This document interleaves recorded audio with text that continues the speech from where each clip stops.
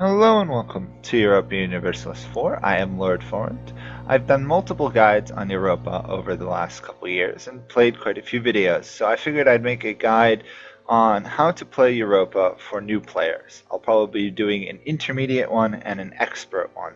Can't do a pro one because I've yet to conquer the world entirely, but here we go. So, if you're new to Europa, there's several things you need to be aware of. I'm not going to go into all the country mechanics. I'm just going to go into what you need to focus on to survive and understand it. First off, there are multiple governments in the world, and this is key. Most governments in Europe are feudal monarchies, and the same over in India and stuff. There are some exceptions. There are theocracies, republics, and Ottoman and Muslim government forms around the world. Steppe nomads over here are one of the harder government forms to play, so if you're a new player, avoid them. But usually you'll be dealing with feudal monarchies, and if you're dealing with any of the Christian monarchies, Catholic, Orthodox, later on Protestant, Reformed, and Anglicanism, you will be dealing with the wonderful mechanic, which sometimes goes in your favor, but sometimes doesn't, of successions, which means if you royal marriage somebody, they don't have an heir to the throne, there's a chance your dynasty will take over the throne, or you might gain a personal union over the country where your monarch rules in both countries. So overall, feudal monarchies are a pretty good form of government. They give you manpower and income from vassals. You also could be a despotic monarchy, which gives you unjustified demands, unrest, and absolutism. But you don't really care much about that. So if you're new to Europa, there are three major areas you need to concern yourself with in order to survive. First off, you have to concern yourself with your military. So, for example, France here, these are your land troops, your armies. It's important to know how to assign a leader. You click on the no leader icon and then assign a leader, or if you need a new leader, you do recruit a general. Some countries start out with really good ones, like France here starts out with Jean Denoise and Jean Baroun. I'm saying it wrong, apologies to the French. I've heard it said once before. But you start out with good generals, and they are usually really good starting generals. But then you have all future generals are determined by your army tradition, which you get by ideas, buildings, combat, and sieging, which is difficult. You also have your naval units, which is your fleet. There's 4 different types of fleet units. We'll jump over here first. You have your heavy units, which in this case starting off is an early carrack. You have your light ships, which are trade ships, your barks, your light combat ships, which are your galleys, which are only good in inland seas, and then you've got your cogs, which are your transport ships. So if you've got your ships separated out here, we'll put our light ships over here. This is a key point for trade. If you do a select mission, you see all the different missions you can send your ships on. If you're going for trade using trade ships, which, depending on where you are in the world, trade node-wise, which the endpoints, of course, are the English Channel, Genoa, and Venice. Everyone else can get trade from it, but that's where all trade in the world will end up in the end. You want to do protect trade, and then you can click over the areas to send it, and it will tell you what the profit or loss you will get for sending it. Like if I send this fleet to Genoa, I'll get 2.6 gold profit. Now, it's not entirely accurate. I probably won't get exactly 2.5, but I'll probably get some money in trade. Currently, it really hasn't calculated trade because I've started at the beginning, starting point of the game. So managing your military is key. Navy, not so much. Land units, definitely more. You definitely want to focus on your Navy if you're an island nation like England, or Scotland, or you're like Genoa or Venice, who focus on a lot of naval trade and have outposts throughout the Mediterranean. Or you're Portugal, Castile, or France and you're trying to colonize, in which case you need a fleet to protect your overseas colonies and send troops there. But overall, Navy is not as important as your land units. So you have what's called a force limit. In this case, France has a force limit of 38, and I currently have 28 troops. If I go over the 38 troops, you start accruing an additional cost. I think it's like 0.6 extra gold per month per them, and it goes up very fast. So if you're even 4 or 5 units over, you'll be paying 4 or 5 more gold per month, which most countries can't support unless you've got a really rich economy. But this is key because you usually want to try and stay as close to your force limit as possible while still be able to maintain it with your income. Just because the stronger military you have, the more likely you are to get alliances, royal marriages with countries, less likely other countries are to attack you. And if they do attack you, obviously it takes time, actually a fair amount of time to raise units. It takes 57 days, so almost 2 full months. If you're raising a horse unit, 3 months. If you're raising cannon, which is unlocked later, it's like 4 months. So you really do need a military that's strong at the beginning of each war so that if you're attacked, you can actually survive long enough to replace units and stuff. Also, it's important to note when your troop takes casualties, I can't show you because I'm not at war, you do have to reinforce them from your manpower pool up here, which goes up per month and you have a maximum level. If you don't have manpower, you can't rebuild your armies. But while you're rebuilding your armies, you'll get what's called a reinforcement cost, which is usually rather expensive. If you use mercenaries, which of course you hire by going to the Hire Mercenaries tab rather than the Hire Recruit Regiment, they are more expensive to raise and maintain than any normal unit. However, they don't draw from your manpower pool while reinforcing. They reinforce free of your manpower costs. The problem is gold. They cost more gold to reinforce. But it's a good choice if you run out of manpower, still need to fight a war, to use mercenaries. Of course, yeah, we'll just leave it at that right now. So that's key. So maintaining a strong military is really rather important to Europe. In fact, I'd say it's one of the most important things. It's not the most important, but it's probably the second. Another thing to manage is your economy. Now, your economy is spread across 2 tabs. You have your trade page, which tells you everything you need to know about trade. In this case, in France, we're collecting trade in Champagne and Genoa down here. Excuse me. Trade is an advanced concept. There's plenty of videos on it, or I can explain it in the intermediate video. But suffice to say, this is your trade modifiers. This is how much you're actually getting from trade. And that number from here, trade, shows up again in your economy tab right there. Trade. No, not entirely. It hasn't adjusted. It takes about till December to actually fully adjust all the modifiers. So actually, I'm just going to run it quickly to December here. Come on, game. Yeah, we'll get into that in a moment. There we go. Now it's calculated all out. So we got 3.63 gold per month for trade, and it shows up over here in the economy tab. There are 2 other ways of getting income that's normal. You get it also from production, which is how much goods and services each province produces, and then in trade, obviously. But taxation is the third one. Sorry, I messed that up. You get trade, taxation, and production. Taxation is, how much your normal taxes for the people living in your province and businesses are. Production is how much goods and services they produce. Trade, obviously, is trade. For trading with other countries. You also have gold, but for that you need a gold mine province, which France does not have. But there are very few in Europe. In fact, there are 5 in mainland Europe. There's one in the Ottomans, in Serbia, Kosovo, one in northern Hungary, one in Bohemia, one in Austria, Tyrol, which is the best gold mine in the game, and then there's one over here in La Mancha in Spain, or Castile, which usually becomes Spain. Gold, if you use gold does increase your inflation. There are other ways to get inflation, taking loans, taking money from other countries in deals, or just natural events. You also get tariffs. Tariffs come from if you have colonial nations, you get a % of their income per month.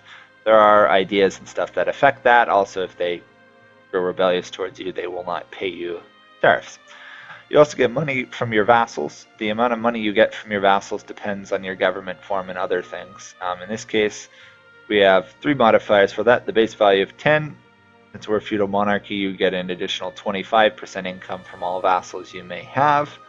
And then since we have high legitimacy, that's another 5%. So if we had a vassal, we'd get 40% of their income, which is pretty good.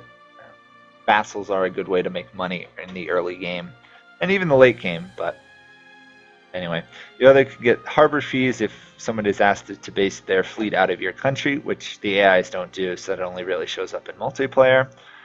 Subsidies if another country is supporting your war efforts, like sometimes France will fund Scotland's wars with England because they oppose England. It's rare, it happens.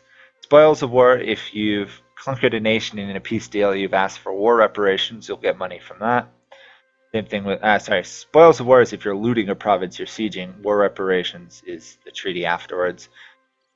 Condottery, if you've lent out your army as mercenaries, don't worry, that's advanced, very advanced. And knowledge is sharing if you're sharing institutions you may know.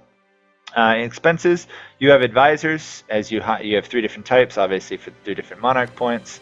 They go up exponentially in cost usually. So early on, most people can only support a level 1 advisor. But if you hire a level 1 advisor, their cost translates directly over here. Also, you have states in your country. There you go, states and territories. These are all different specific regions. In France, they have a maintenance cost associated with them based off development and distance from your capital, which costs stuff. If you have any loans, you have interest. If you're paying war reparations or any of those there, that's where it'll show up as a cost. You have forts, those cost money to maintain. Then over here you've got your sliding modifiers. Maintaining your colonies is a bit inaccurate. It's how much money you're sending to your colonies to actually colonize. Missionaries cost money when you're converting lands. Rooting out corruption. If you've got corruption, you'll pay a certain amount of money each month to try and combat the corruption. Army maintenance, you obviously have your armies. And fleet maintenance, you have your fleet. Now these are movable. So if we put army maintenance to 0, we can do that. But it also, if we go to our army page, takes our morale down to almost nothing. So that's very dangerous to do. But if you're not in a war and you need money, putting your army maintenance to 0 is a legitimate move. As you can see, it cuts the cost in half to maintain it. This is also where, if you've got mercenaries or anything else, the cost will show up there as well. Fleets, you can do it this way, reduce fleet maintenance, but an easier way to do it is to go to each individual fleet. This is so that you could leave your trade fleet working, but your combat fleet isn't costing you everything. There's a button here called mothballing. It will lower your army strength, but it will also cost less to maintain. And then once you go to war, if you pull it out of the port, it'll automatically start rebuilding. So that is your economy. It's important to keep this balance here, and it will show the balance up there as well. Positive. If it's negative and it goes negative, you will automatically take a loan. The game does it automatically, which can be slightly annoying. And you do have interest, and then once the time is up, it will ask you, do you want to continue the loan, or do you want to pay interest on it, or do you want to repay it completely? If you take the loan, you'll see it says inflation goes up by 0.10. If you renew the loan, it will also go up again that way as well. So one has to be a bit careful of loans, because early on loans are very expensive and can drag you down. The other thing over here is debased currency. You get essentially your yearly income at the cost of 2 corruption. And corruption is very nasty, so I wouldn't do that if you're new to Europa and don't understand the mechanics. Another key point over here is raise war taxes. If you're at war, you can spend 50 military points to raise war taxes, and that decreases the maintenance cost of your armies by 15%. Usually, if you're running a negative balance in a war or close to it, raising war taxes really makes a difference and can allow you to fight a war for much longer than you would otherwise. But if you have a positive balance and there's no reason, no need for it, you don't have to raise war taxes. It's nice, but it's, again, a luxury. One other quick thing is your technology pages here. Keeping up in technology is key. Specifically, the first 4 or 5 military techs are really strong. Militech 4, 5 is really strong. Militech 7 and Militech 9 are really powerful early on, and then again at Militech 15. As these numbers go up, they don't look like they do a big deal, but morale is really key early on, as is tactics.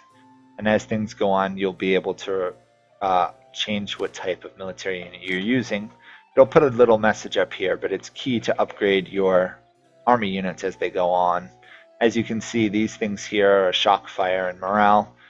The higher level ones have better shock, morale, and fire. So remember to upgrade your army when you get to a tech that allows for upgrading.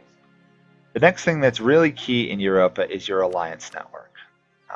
I would say that is the most important thing in Europa, other than, no, it probably is the most important thing in Europa. Europa is a game of alliances and working with your allies to conquer land. There's very few countries that can do it on their own. Ottomans, Russia.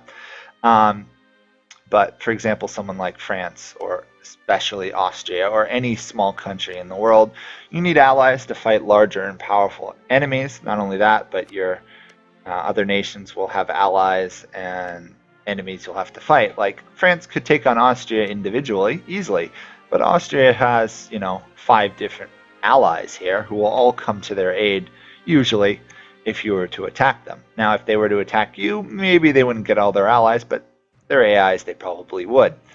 Now, calling your allies to war requires, let's just take this alliance with Scotland so I can show you. Calling your allies to war requires favors, which you gain over time. If you're stronger than them, you get 1 favor a year. If you're weaker than them, half as strong, you get every 2 years, then 3 years, then 4 years. I think 4 years is the maximum. You need 10 favors to call them to war, and when you go to war, you'll have the option of calling people that. I'm just going to move to December 11th here, or 12th. When you go to war, you have the option of calling your allies here. If you don't call them, there will be a pop-up up here saying you could call them to war, but it's easier to call them from here. Also, this tells you what they would require to join you. In this case, they won't join me because they require 10 favors. But if you'll notice, England's allies here will all join them because it is a defensive war and they're being attacked. So your allies are much more reliable if someone attacks you than if you attack somebody. But by having strong allies, you dissuade other countries from attacking you and your allies. Now, it's important to note, if they attack an ally of your ally, you will not be called to war, but your ally will. So you can have weird things like that, where someone attacks, say, Scotland, England attacks Scotland. Being an ally of Scotland, I'll be called to defend Scotland, but if I was allied with, say, Castile down here, Castile would not be called to defend Scotland. So be aware that you can have weird war alliances start, and that can leave you in a position where you're trying to help an ally against much superior forces, and you'll be penalized, you'll lose land or stuff if you get into those situations. You do have the option to break an alliance if you're called to arms, but again, it costs you, it penalizes you for doing so. So alliances is key. So if you've got this production interface over here, you can go down to diplomacy, alliance actions, and see who in the world would be willing to be your ally. Considering we're France and we're very powerful, almost everyone in the world wants to be our ally. But if you'll see countries down here who are like our rivals, hostile towards us, will never be our ally. Also, you can just go to the countries. Usually, as a rule of thumb, if they have a green heart here, which says they're friendly towards you, they will be your ally usually. There are very few exceptions. If they have a little bar here, they're neutral towards you. Sometimes you can get alliances, but you can also do improve relations and other things like marry into their dynasty to get their opinions up enough to get an alliance. If somebody hates you, like England does France, there is no way to get an alliance. There's no way to get a royal marriage. Overall, you can't interact with them at all. All of these actions towards them will not work. You can see a lot of the red X's. There's no way to get around that. Either one of you has to get so strong the other doesn't count as a rival, or events outside of your control usually have to alter their opinion. For example, if you're rivals with another country and you haven't fought them and you've improved relations, there's a chance they may no longer consider you a rival, but it's rare. But maintaining a strong alliance network is key. You have a limit up here. If you hover over diplomatic power, at the bottom it says diplomatic relations, right above where it says Scotland in green. It says 2 out of 4 diplomatic relations. If you go over that, you'll lose a diplomatic power per month for every 1 you're over that limit. But you should try and have 4 diplomatic relations. Some countries have more. You can also gain more if you take ideas and events and stuff. But having good allies is key. Strong allies, particularly, are really useful. For example, now we have Castile as an ally. Castile is a significantly stronger ally than Scotland is. Scotland has 15,000 troops. Castile has at least 21,000, and I know for a fact can build more. So if England attacked us, we'd be able to call both Castile and Scotland to our defense. Some good allies in the world if you're playing in Europe. I'm not going outside of Europe. If you're new to playing the game, you want to stay in Europe. There are penalties, events, and other problems if you move outside of Europe. The easy country to play, obviously, are France and the Ottomans, and Muscovy up here are really strong. Castile are really nice. Portugal is probably one of the most pacifistic nations you can play and is ridiculously easy. England's not too easy, but not hard. Scotland's impossible because you have to survive England.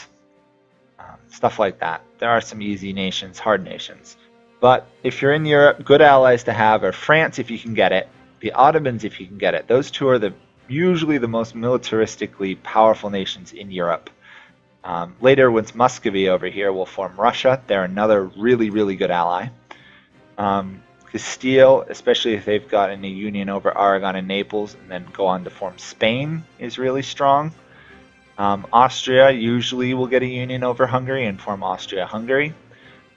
They are another really strong ally. Outside of that, it's really you want to try and go for the larger nations. Being allied to a single province country like Mainz, true they will contribute like 3 or 4 troops, but allying yourself to someone like, I don't know, Savoy, who's got 7 or 8 provinces, gets you 11 troops. Obviously, more troops the better. Quantity has a quality all its own in Europa. Those are the pretty 3 areas you have to focus on the most in terms of doing well at Europa.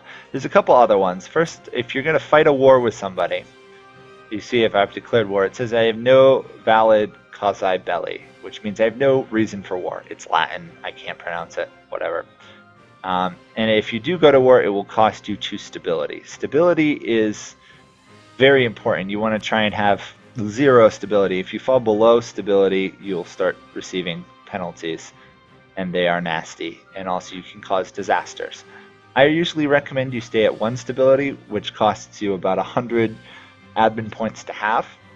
But as you can see, losing to stability for declaring a war without a reason is really bad. Not only that, but your aggressive expansion, how much other countries feel that you're being a warmonger, you receive a huge penalty towards that. If you go above 50, people will form a coalition against you.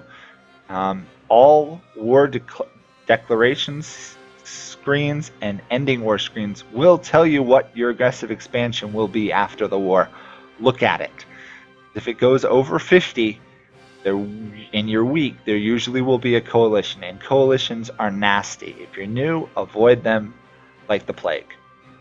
It's really difficult to deal with them. Even if you're a professional Europa high-level player, coalitions are not fun to fight, even if you can beat them.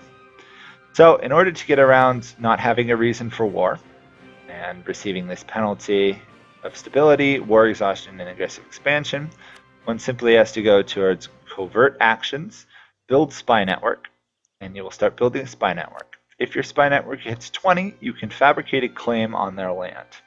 Now this is key because that claim will allow you to declare war on them. For example, if we click on England here, we have Reconquest causae bellis, which we can use.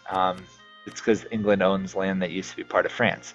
But this is also where if you fabricate a claim, it would show up as a conquest tab with what land you can take. Now it's important when you fight the war usually only take the land you have claimed. If you take land you haven't claimed, your aggressive expansion penalty will go up. It'll be harder to core, it will be more expensive and more rebellious, etc. So that is how to fight a war. It's very key. Also, boost stability when you have it. If you fall below, this is how you reboost it. If you fight a war and get war exhaustion, you reduce it up here with 75 diplomatic power. That's pretty much how to handle most of the easy decisions in Europa. The rest should either be explained through a tutorial, If you still have a question, put it in the comments. I will answer it. If you don't think I've covered something in here you think should be in here, put that in the comments or check out other guide videos, because I'm hoping to do an intermediate and expert guides to Europa as well, explaining more of the advanced tactics and skills one can use. But this video should give you a base idea how to survive at least longer than 5 years in Europa. I think the average I think the average death of a Europa player takes place between 8 and 20 years in the game, unlike their first couple dozen runs. It takes a long time. Europa is a hard game. It's worth it though. There's lots of details. Once you get a handle on it, you do all this stuff instinctually. Like, I don't even really pay attention to maintaining stability or reducing inflation stuff. It's rather easy. So hopefully you guys enjoyed this. Hopefully this will help you play some of Europa. And check out the other guides videos if you like it, do the whole subscription, notification thing if you would. And I will see you guys another time in another video. Bye for now.